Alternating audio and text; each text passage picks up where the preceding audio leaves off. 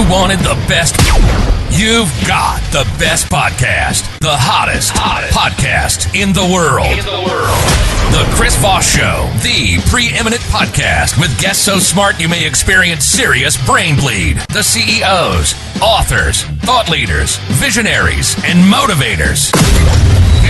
Get ready. Strap yourself in. Keep your hands, arms, and legs inside the vehicle at all times, because you're about to go on a monster education roller coaster with your brain. Now, here's your host, Chris Voss. Hi, folks. Voss here from thechrisvossshow.com. There you go, ladies and gentlemen. There are things that makes it official. Welcome to the big show. We certainly appreciate it. As always, the Chris Voss Show. His family loves you but doesn't judge you. But remember, we don't loan you money, eh? Stop asking. But we are the family that loves you, regardless of what type of person you are. Unless you're evil, then we want to fix you. But other than that, you can listen to the show and learn how not to be evil. That's the great thing about the show. We have all sorts of great psychologists on the show that can help you with your evilness. And always great authors tell their stories, etc., on the show. Tell your friends, neighbors, relatives. Go to goodreads.com/Chris Voss, LinkedIn.com/Chris Voss, Chris Voss on the TikTok, Chris Voss, Facebook.com, and all those other places. And you can buy me a coffee at buymeacoffee.com/Chris Voss. We have an amazing young man on the show with us today. We're going to be talking about several of his books. He's a multi-book author. We're going to be talking mostly about his Misunderstood trilogy that he has coming out, and should be pretty insightful and wonderful stories that we'll tell and learn from and all that good stuff. Jay Sherfey joins us on the show. His series Misunderstood. The first book came out November 9th, 2020, and he has the second book out and currently working on the third book. He has worked 32 years as a semiconductor engineer, pushing the storylines rattling up in his head to the back burner. He's been married since 1981, and him and his wife, Claudia, did all they could to help children from troubled homes stay in school, believe they could succeed.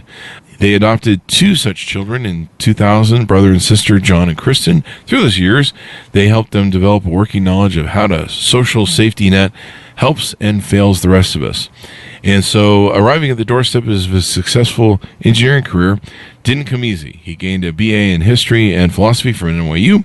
Not sure what he wanted to do after. He studied music. On a whim, he took a physics course at City College at New York in the Bronx. The light went on as the math and physics came easy, giving him his calling. He's now 71 years old and retired from Intel. I told you he was young. And he finally let the stories foaming in his brain free. I had that foaming in my brain one time, but it was from a dog bite. Anyway, though engineering was a blast and great fun, he now loves writing and consuming his time. Welcome to the show. How are you, Jay? I'm doing just fine, Chris. Glad to be here. Glad you're here with us as well. Give us your .coms. Where can people find you on the interwebs in the sky? Okay, JaySherfeyTales.com. There you go. It'll be JaySherfeyTales.com. There you go. So give us a 30,000 overview of your Misunderstood trilogy series. Okay, the story started bugging the hell out of me several years ago. What if people existed in this world that could read people's minds, move things with their minds? And with that concept, how could it happen? Obviously, if it's going to happen with genetics. So how would that play out? And little by little, the story came about Jason Sutter, that there are communities in this country and around the world where you have 100, maybe 200 people who can do this kind of thing, but they're heavily outnumbered. They have a long history of being destroyed because people thought they were evil, magic, wizardry, witchcraft, things of that nature. And so the first book is about a civil war that did not go well for Jason or his parents. Oh, wow. And Jason finds himself stripped of his abilities to protect him. And in a somewhat normal foster home, where over the course of the book, over time, he starts to recover. But he has to deal with a lot of interesting characters on the way. And that's book one. Book two, which is nothing to joke about, extends from book one in that in book one, everyone thinks Jason's nuts. So he has a psychiatrist. The psychiatrist has the ability to find out where his mom is. Oh. Okay, his mom is in Poughkeepsie State. Book 2 is about rescuing his mom and finding out exactly what he doesn't know about the communities around the world. Oh, wow. And he does. It was a lot of fun to write. You just got to dig it out of him then. And then, Yes. and then we'll get into the other book that you have, Foxtail, here in a bit. So tell us about your upbringing and stuff. How does an engineer with a master's degree stumble into writing? How did you grow up? What were your influences? And when did you kind of start realizing you could write? You're talking about a very confusing time. 17, 18-year-olds, which is not abnormal.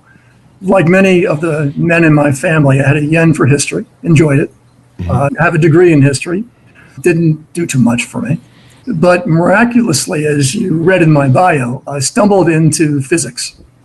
And physics was such a blast, especially the math, quantum mechanics, amazing stuff. And I really enjoyed all of it. And did well, had a good living working for Intel, making sure that the electrons went where they were supposed to go in solid state devices. And they took care of me, and I took care of them. From the writing point of view, what can I tell you? In high school, I stumbled into J.R.R. Tolkien. The Lord of the Rings, The Hobbit. Lord of the Rings. Yes. He's a phenomenal writer. I am not as good as he is, but I hope I can tell a good story. My writing, I hope, is good enough. And there you go. Go ahead. And just keep getting better, too. I mean, it's a learned art, right? Yes. You get more comfortable with things, with writing. Although I have to admit, my upbringing is Catholic grammar school and Catholic high school. And what does that do for you? If you set the religious aspects aside, you know how to write a sentence. The nuns and the brothers were really insistent that English be taken seriously. There you go. And then, of course, basic mathematics. I came out of high school knowing trigonometry, and that came easily in high school, which probably should have been a message to me that that's the way I should have gone. However that might be, it's been a blast. It's been a real blast. And I got over my confusion. I did both. There you go. Let's talk about Foxtails too. That's another book that you have going as a thread now that might potentially turn into something, I think. Tell us about that. The Fox's Tale is a book that practically wrote itself. It's a story about a fantasy country called the North and a fantasy country called the South and a fantasy country called the Mountain Country. And it all kind of looks very much like England. Mm-hmm. I've read extensively on English history, and it just came out that way. It just made perfect sense to me to write it this way. So what you've got is the North had invaded the South 100 years earlier, taken all of their energy projectors, which is the fantasy side of the story, people who could project energy and make things happen. One of our characters can project into the soil and make weeds go away by themselves. And wow. Grow Need that guy in my house. Again, a lot of fun. My main character is Jack Fox. And we find out that the North is like Rome, arrogant, powerful.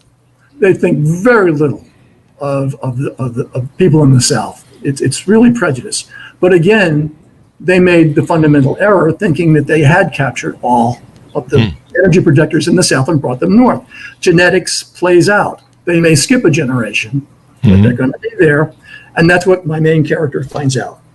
He basically is betrayed by his father and taken to the North as with the expectation that he'd be a slave.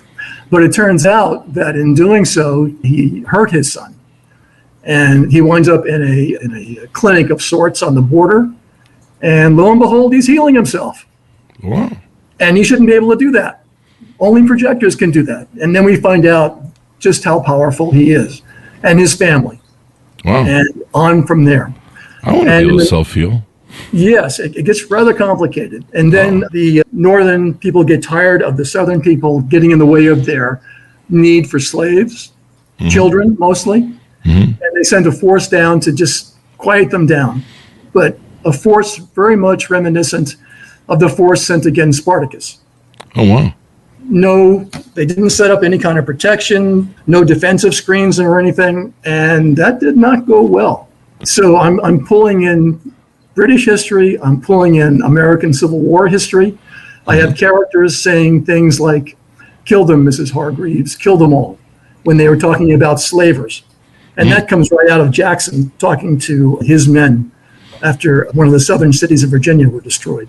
Oh. So I'm playing with history, having a good time, and the physics of the thing. There you go. And the genetics. It's fun. It's just plain fun. So it sounds like a lot of your engineering sort of mindset and, physics and all these different things play into a part of it. Absolutely. Absolutely. And a very, very strong part of it also are the very real human interactions. If they aren't real, the story is worthless. You really have to write your characters in such a way that, oh yeah, any reader can see themselves in some of the characters, that it's very, very real. With human weaknesses, human strengths, and basically my book starts out with some tough things that are going on, but it ends with redemption. Redemption. People love stories of redemption. I feel redeemed. It's redeemed you. Ways. So there you go. That's a good thing. There you go, yeah. There you go. That's a good thing. Tell us about the main character in your first book and the setting on it. Jason Sutter, in Healing Jason Sutter. The title is a play on healing, very much like Good Will Hunting. So you're playing on words there, where goodwill is hunting for something, as opposed to good name will hunting. So it's a play on words. Jason winds up in foster care facility, a big old Victorian house where there are many children, and it's basically a money's game for the people taking care of these kids. They do the work. They do the least they can to get the most money out of the state. And my main evil character is Lydia. And when Jason gets his power back, there is no way he can fix her. But other people in the house, the kids, and her husband, most notably, start feeling better. And there's no reason for it. They don't understand why. And that's because Jason has this ability to bring the best out in people. And he doesn't even know he's doing it. Wow. And it's part of one of his skills then, or his ability. Yes, exactly. Wow. Part of his skills. I need that because sometimes I bring out the worst in people. Maybe that's my skill. Not to me. Yeah, and I don't do it on the show. I do it okay. Yeah. I hear you. There you go. That or they just come at me. It seems like mostly happens on Facebook and Twitter. So there's that. So, I mean, you retired after 32 years. Why not just relax and take it easy? And, writing can be demanding. Like, why not just enjoy your retirement? I'm driven, number one. And number two, I'm not dead yet. Yeah. Plus, your wife still goes to Target and Amazon, probably. Yes. You gotta feed that monster of buying things at Amazon. Yeah. All my married friends are like, Chris, she goes to Target twice a day. I'm like, hey, you married her. Anyway. You do what you got to do. Yeah. I'm the bad one in the house, though, because it's only me. So I'm the one who's ordering all the Amazon packages every day. So there you go. It's either me or someone I marry, so I'd just rather be me. I think that's how I'm working it. So when you finish this trilogy you're working on, do you have an anticipated release date for the third book? The third book will probably come out in about 6 months. The third book is going to cover exactly how they came into existence. I go back 1 million years and what happened in Africa with pre-humans. How could their genetic code be changed? Obviously, they ran into a virus of some sort. And not all of them did, just some. And how that genetic change worked through their systems and through their bodies for the time it took for Homo sapiens to come in. There you go. And then you jump to that particular brand of humanity, and then the real brain talent comes in, the telepathy, the telekinesis, things of that nature. So it develops slowly over time, which genetically makes sense. That's a bummer. I didn't get any weird special powers when I got a virus in Thailand. A trip to Thailand. Not sure what that was about, but it cleared up, I think. Anyway, it's always Thailand jokes. Anyway, so are there any other books in process in your head, in your mind, maybe that you're thinking about writing, or are you going to stick with the trilogies and maybe a second Fox's Tale book? The trilogy first, but I've got a book that's currently titled The Madness of Jonathan Langford. Oh, wow. And that story is, in a way, attached to the madness of King George III, in that he leaves reality and comes back, and it's a condition that is in his male family tree, and it varies. He's got the version of it where he becomes happy-go-lucky and doesn't hurt anybody, just has a hell of a good time, and spends an enormous amount of money, which he can afford.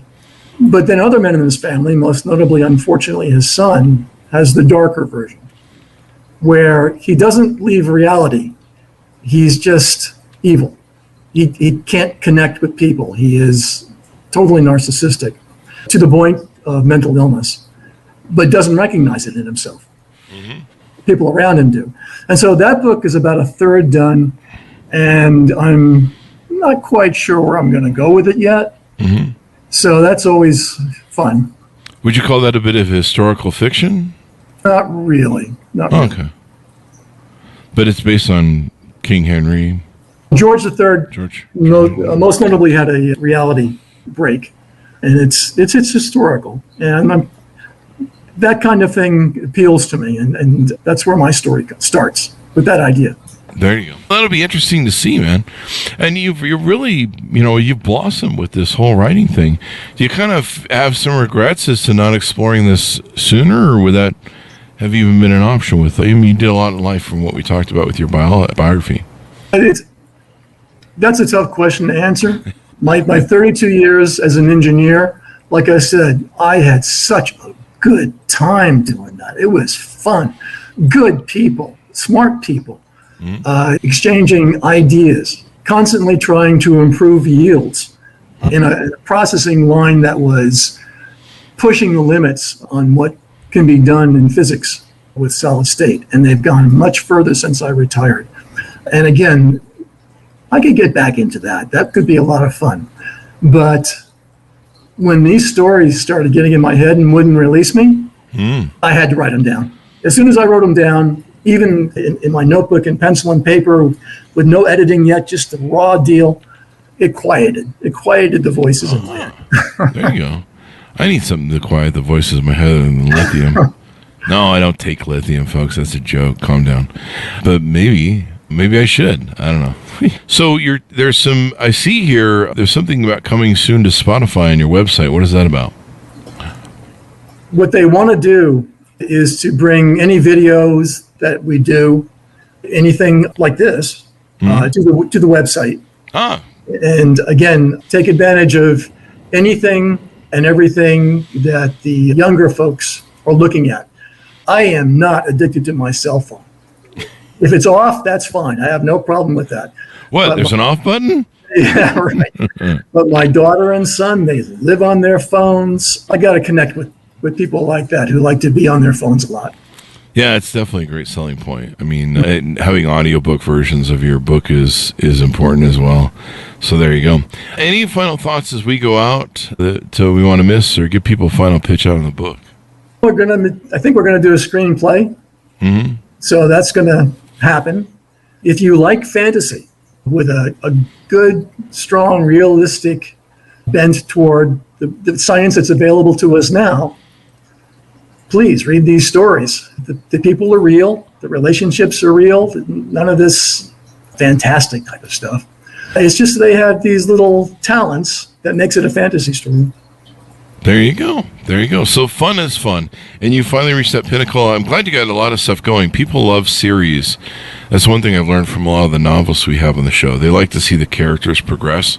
Yes. Through the different book scenarios, and they love series. And so that's, anytime I talk to a novelist who's like, think about writing this just book as a one-off. Like, man, if you can, create a series, because people love following the characters, seeing them develop. You know, we've had people on the show that have written 100+ books, and they have multiple threads of different series and characters, and it's like just a living environment, if you will. Give us your .coms as we go out so people can see you on the interwebs. Okay, that would be Jay Sherfey, JaySherfey, Tales, TALES, all one word, .com. There you go. So thank you very much for coming on the show. We really appreciate it, man. Oh, thank you, Chris. Thanks for the opportunity. There you go. Check out the book called Misunderstood and the trilogy by Jay Sherfey. You can find it wherever fine books are sold, or on the Chris Voss Show. We'll have a link to it. Thanks for everyone for tuning in. Go to buymeacoffee.com/Chris Voss if you'd like to do that. Go to goodreads.com/Chris Voss, LinkedIn.com/Chris Voss, Chris Voss 1 on the TikTokity, and Chris Voss, Facebook.com. Thanks to everyone for tuning in. Be good to each other. Stay safe. We'll see you guys next time. And that's just how